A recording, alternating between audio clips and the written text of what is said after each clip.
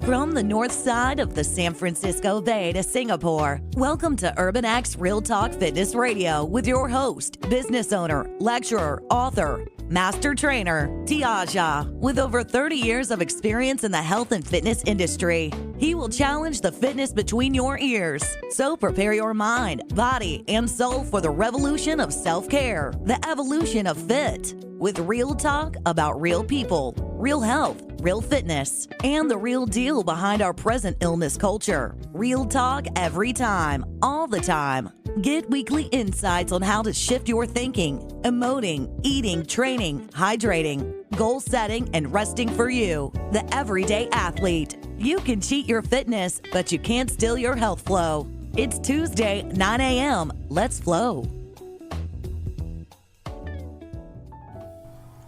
Our bodies are forgiving in ways we can't imagine. We can abuse them with drugs and alcohol and tobacco for years, and then the miraculous happens. One day, we sign up for a 12-step program or we go cold turkey, and guess what?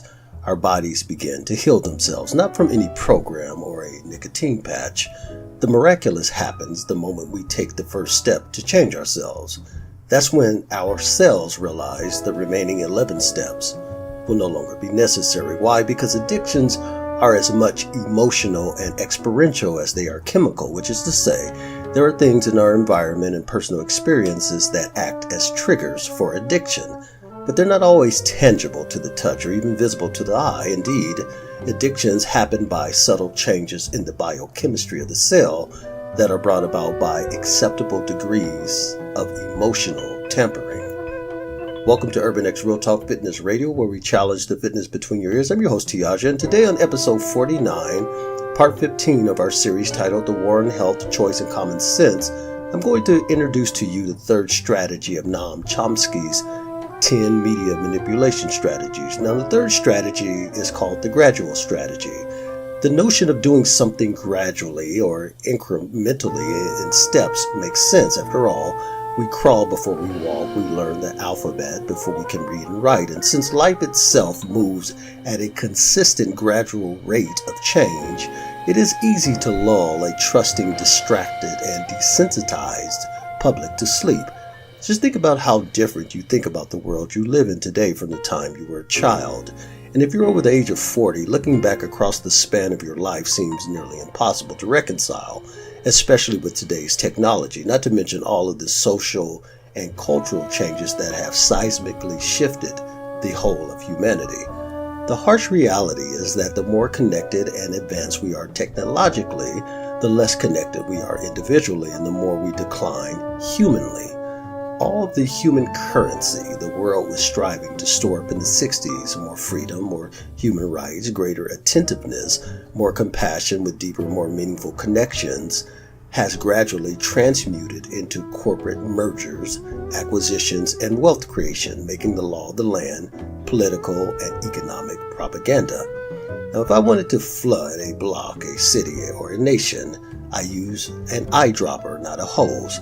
By the time you figured out what I was doing, your home, your family, your friends, your life, everything you deem valuable would be underwater. 2018 will be just another year unless you decide today that it won't be. It is Tuesday, July 10th, 2018. Let's flow. Years ago, I had a male client who was a Vietnam veteran. Gerald, not his real name, was referred to me from a best friend of his who was also a client because, as she lamented, even after some 30-odd years later, he was still having a hard time landing on his feet. Now, Gerald was addicted to the usual suspects like alcohol and tobacco, but in addition, he was also addicted to marijuana.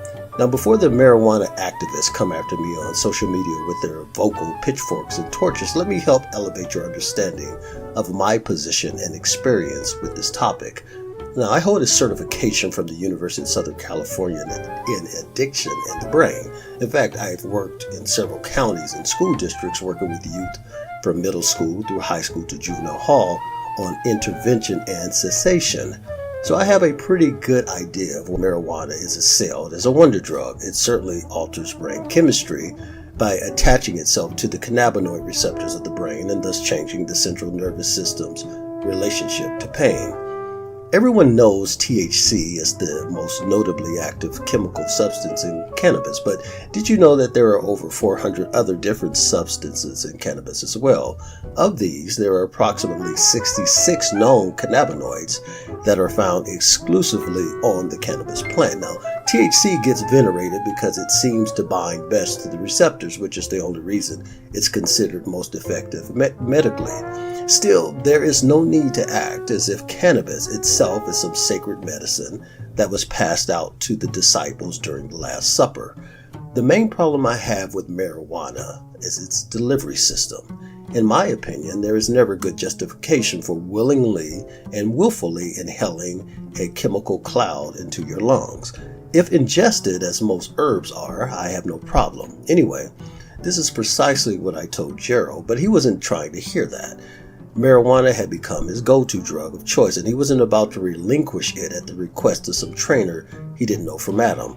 Like many ardent marijuana smokers, Gerald didn't believe it was possible to become addicted to marijuana. But the fact is, people have become addicted to their cell phones, and they're not even inhaling. Addictions are not always what we think they are. Would you characterize someone who is a stalker an addict? How about someone overweight? Is an overweight person addicted to food? Well, in both cases, you might be right, but here's what's really interesting. Addictions happen when the brain's chemistry is altered in such a way that whatever stimulus used, the brain receives a neurochemical hit in the area of its reward centers. Last week, I introduced to you Dr. Bruce Lipton, a noted stem cell biologist from Stanford University who's considered one of the pioneers of the science of epigenetics. Dr. Lipton has published numerous peer-reviewed studies that demonstrate that the chemistry of the cell can be altered through our thoughts. In fact, his research has proven that thoughts are biochemical in nature, something the ancient sages have known for millennia. So since our thoughts are transliterated into biochemistry, then it's easy to surmise why marijuana can be addictive. If not biochemically, then certainly psychologically. Gerald had been diagnosed with having post-traumatic stress disorder, or PTSD. Not surprising, when we think of PTSD, we tend to associate it solely with the casualty of war. Now, this is part of the gradual strategy to minimize everything that directly affects you or I, so you remain unaware that anything is happening to you until it's too late. For example, in the United States, about 3.5% of adults have PTSD in a given year, and 9% of people develop it at some point in their life. Now be honest. When have you ever heard that? That's right, never. So this begs a more serious question. Why do so many Americans develop PTSD when even war-torn countries have an incidence rate no higher than 0.5%? What we do know is that one of the main contributing factors to PTSD is stress. And nowhere on the planet are human beings more stressed than in America, which is why the United States leads all countries in stress-related diseases, as well as the abuse of antidepressants and amphetamines. Now, I'll discuss that a little bit later in another episode. I know you're going to tell me that stress is a part of life, that nothing grows except through agitation. And you'd be correct if that were my sole premise. Everything does grow through agitation, no argument there. But gradual stress and pressure are different. Their application is different. Their purpose and intent is different. If I gently massage your hand while applying just a little pressure, your experience with that pressure would probably be positive. And because of your initial positive experience, it feels good. When I continue to apply pressure and your hand begins to throb with pain, you will try to find a reason to rationalize or explain the pain away. And that's why Americans are so stressed. They feel the pain, but choose to rationalize it or explain it away with a pill. Gerald was no different. He had a domestically abusive relationship with marijuana. You may have one with food, which brings me to my overarching point. What if the way we look at addiction is wrong? What if, through the gradual application of misinformation, you've allowed yourself to be turned into an addict by forming unhealthy relationships with the environment you live in rather than solely by your choices? Too deep? Well, let's go deeper. I'm going to share with you a powerful presentation from a TED Talk that took place several years ago. The speaker's name is Johan Hari, but it is his message about addiction that is so important and powerful to this discussion. I guarantee you it will change your mind about addiction, if it ever changed mine.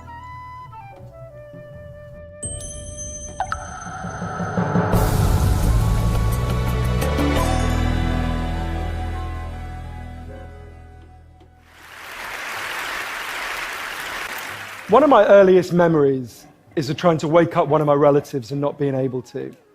And I was just a little kid, so I didn't really understand why. But as I got older, I realized we had drug addiction in my family, including later cocaine addiction.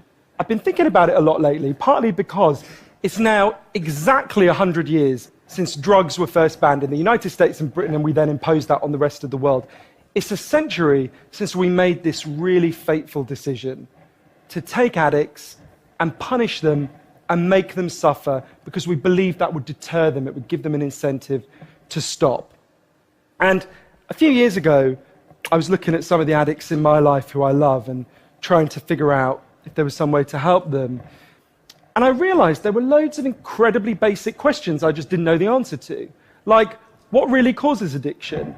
Why do we carry on with this approach that doesn't seem to be working? And is there a better way out there that we could try instead? So I read loads of stuff about it, and I couldn't really find the answers I was looking for. So I thought, okay, I'll go and sit with different people around the world who've lived this and studied this and talk to them and see if I can learn from them. And I didn't realize I would end up going over 30,000 miles at the start, but I ended up going and meeting loads of different people, from a transgender crack dealer in Brownsville, Brooklyn, to a scientist who spends a lot of time feeding hallucinogens to mongooses to see if they like them.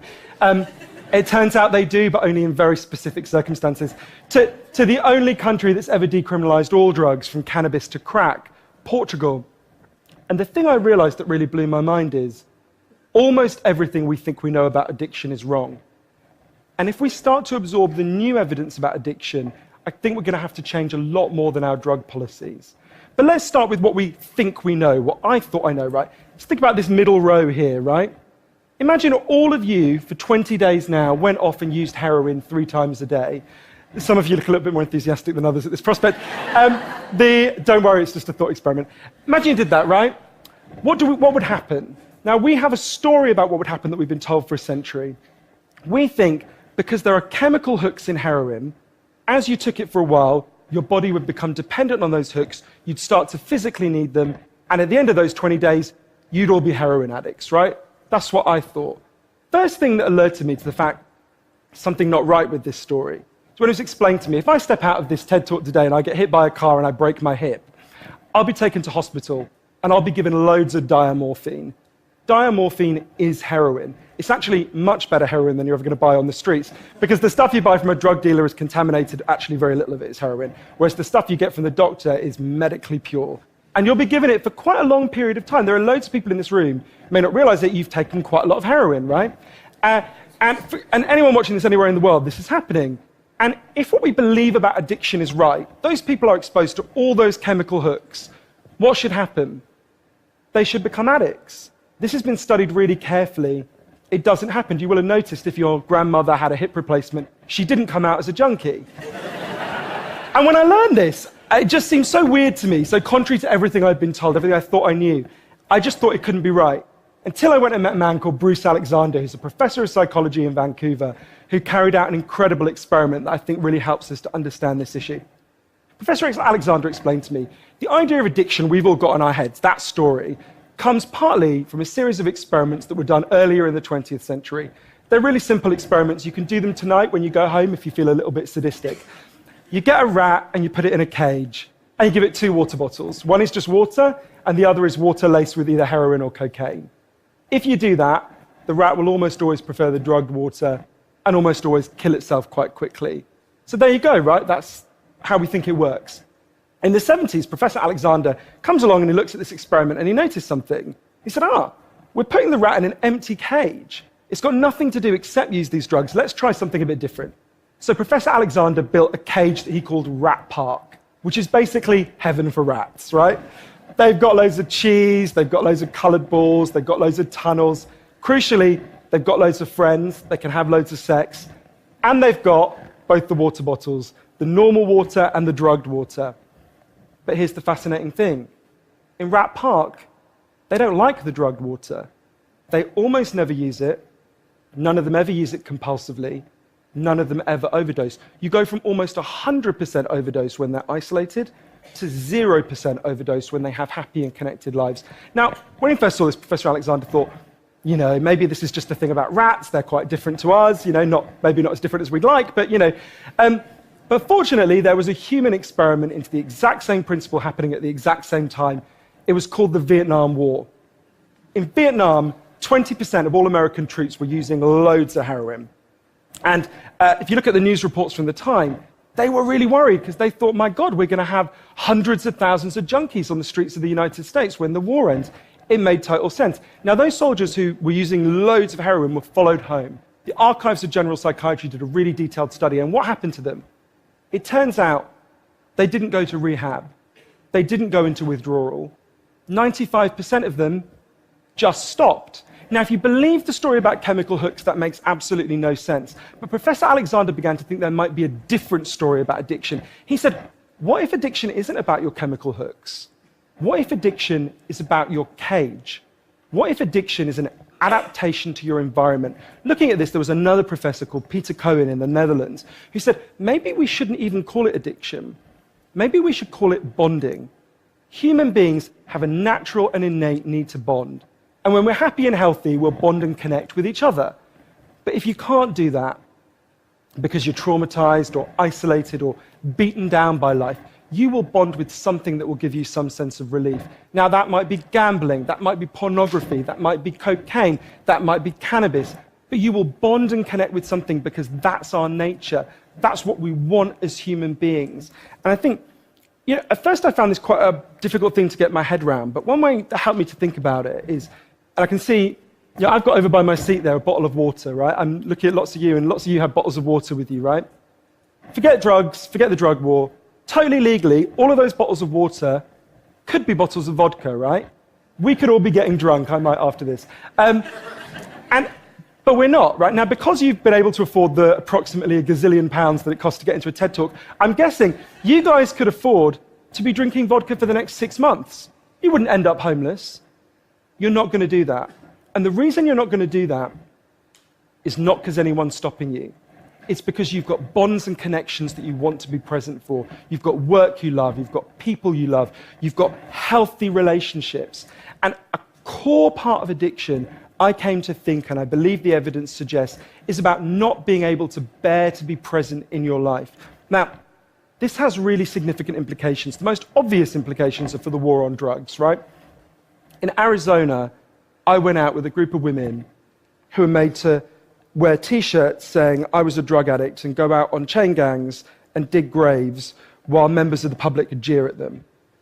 And when those women get out of prison, they're going to have criminal records that mean they'll never work in the legal economy again. Now, that's a very extreme example, obviously, in the case of the chain gang, but actually almost everywhere in the world we treat addicts to some degree like that. We punish them, we shame them, we give them criminal records, we put barriers between them reconnecting. There was a doctor in Canada, Dr. Gabor Mate, an amazing man, who said to me, if you wanted to design a system that would make addiction worse, you would design that system. Now, there's a place that decided to do the exact opposite, and I went there to see how it worked. In the year 2000, Portugal had one of the worst drug problems in Europe. 1% of the population was addicted to heroin, which is kind of mind-blowing. And every year, they tried the American way more and more. They punished people and stigmatized them and shamed them more. And every year, the problem got worse. And one day, the Prime Minister and the leader of the opposition got together and basically said, look, we can't go on with a country where we're having ever more people becoming heroin addicts. Let's set up a panel of scientists and doctors to figure out what would genuinely solve the problem. And they set up a panel led by an amazing man called Dr. Huao Gulao to look at all this new evidence. And they came back and they said, decriminalize all drugs, from cannabis to crack.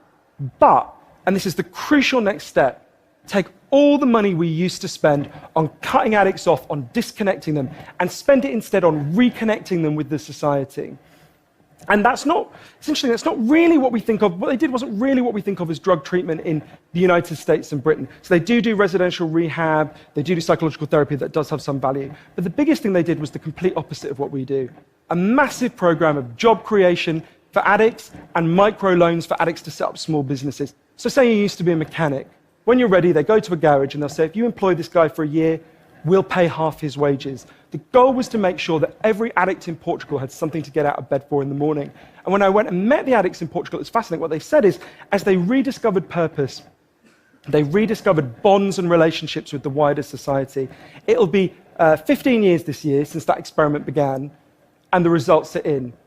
Injecting drug use is down in Portugal, according to the British Journal of Criminology, by 50%, 50%. Overdose is massively down. HIV is massively down among addicts. Addiction in every study is significantly down. One of the ways you know it's worked so well is that almost nobody in Portugal wants to go back to the old system. Now, that's the kind of political implications. I actually think there's a layer of implications to all this research below that. You know, we live in a culture where people feel really increasingly vulnerable to all sorts of addictions, whether it's to their smartphones or to shopping or to eating. You know, before these talks began, you guys know this, that we were told we weren't allowed to have our smartphones on. And I have to say, a lot of you looked an awful lot like addicts who were being told their dealer was going to be unavailable for the next couple of hours. And, yeah, a lot of us feel like that. And it might sound weird to say, oh, you know, I've been talking about how disconnection is a major driver of addiction. But weird to say it's growing because you think, well, we're the most connected society there's ever been, surely. But I increasingly began to think that the connections we have, we think we have, are like a kind of parody of human connection. If you have a crisis in your life, you'll notice something. It won't be your Twitter followers who come to sit with you. It won't be your Facebook friends who help you turn it round. It'll be your flesh and blood friends who you have deep and nuanced and textured face-to-face relationships with. And I think there's a study I learned about from Bill McKibben, the environmental writer, I think tells us a lot about this. It looked at the number of close friends the average American believes they can call on in a crisis. That number has been declining steadily since the 1950s. The amount of floor space an individual has in their home has been steadily increasing. And I think that's like a metaphor for the choice we've made as a culture, right? We've traded floor space for friends, we've traded stuff for connections, and the result is that we are one of the loneliest societies there has ever been. And yet, Bruce Alexander, the guy who did the Rat Park experiment, says, we talk all the time in addiction about individual recovery, and it's right to talk about that, but we need to talk much more about social recovery. Something's gone wrong with us, not just as individuals, but as a group, and we've created a society where, for a lot of us, life looks a whole lot more like that isolated cage and a whole lot less like Rat Park. But if I'm honest, this isn't why I went into it, right? I didn't go in to discover the political stuff, the social stuff. I wanted to know how to help the people I love. And when I came back from this long journey and I'd learned all this, I looked at the addicts in my life, and if you're really candid, it's hard loving an addict, and there's going to be lots of people who know in this room you're angry a lot of the time. And I think one of the reasons why this debate is so charged is because it runs through the heart of each of us, right? Everyone has a bit of them that looks at an addict and thinks, I wish someone would just stop you. And the kind of script we're told for how to deal with the addicts in our lives is typified by the reality show Intervention. If you guys haven't seen it, I think everything in our lives is typified by reality TV, but that's another TED Talk. If you've never seen the show Intervention, it's a pretty simple premise. You get an addict, all the people in their life, gather them together, and say, if you don't shape up, they confront them with what they're doing, and they say, if you don't shape up, we're going to cut you off, right? So what they do is they take the connection to the addict and they threaten it. They make it contingent on the addict behaving the way they want. And I began to see why that approach doesn't work. And I began to think that almost that's like the importing of the logic of the drug war into our private lives. So I was thinking, well, how can I be Portuguese, right? And what I try to do now, and I can't tell you I do it consistently, and I can't tell you it's easy, is to say to the addicts in my life that I want to deepen the connection with them, to say to them, I love you whether you're using or you're not. I love you whatever state you're in, and if you need me, I'll come and sit with you, because I love you and I don't want you to be alone or to feel alone. And I think the core of that message, you're not alone, we love you, has to be at every level of how we respond to addicts, socially, politically, and individually. For 100 years now, we've been singing war songs about addicts. I think all along we should have been singing love songs to them, because the opposite of addiction is not sobriety. The opposite of addiction is connection. Thank you.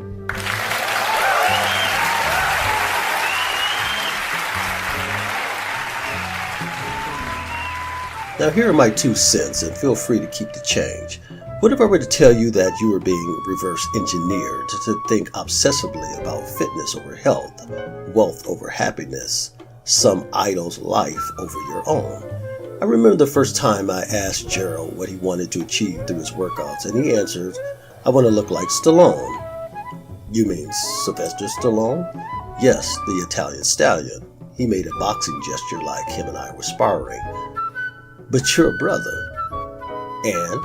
Okay, so you want to look like a chocolate version of Stallone, a black stallion." Apparently he didn't think my joke was funny. But here's the thing. Your genetics are yours. Well, yours and your family's. Now, I've shown clients pictures of body types that were similar to theirs, or have had clients bring me a photo of some fitness model in a magazine they like to emulate. But I always gave them this word of caution. If you cannot see yourself in the picture, then either get another photo or take another picture.